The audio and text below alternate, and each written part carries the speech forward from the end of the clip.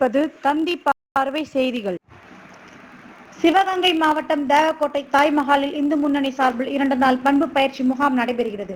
தேவக்கோட்டை நகரமன்ற தலைவர் சுந்தரலிங்கம் குத்துவிளக்கு ஏற்றி துவங்கி வைத்தார். இந்து முன்னணி மாநில செயலாளர், மத்திய அரசு வழக்கறிஞர் முத்துக்குமார், மாநில செயலாளர் சேவகன் உடன் இருந்தார்கள்.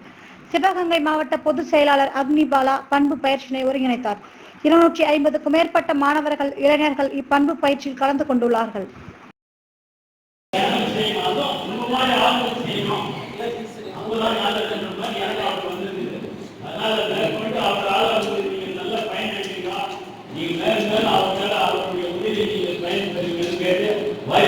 ரொம்ப பெருமையா இருக்கு. ஏன்னா அவரு ஒரு மாற்றுத்திறனாளியா இருந்து இந்த அளவுக்கு உதவி செய்யறது உண்மையிலே ரொம்ப பாராட்டக்கூடிய ஒரு விஷயம்.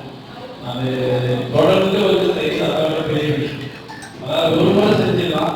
அதாவது முஸ்லீமோ உள்ள மத மாத்த உள்ள வந்தாங்கன்னா அந்த போர்டை பார்த்து நம்ம என்ன நினைப்பான், ஓ இங்க இந்து முன்னணி இருக்கு.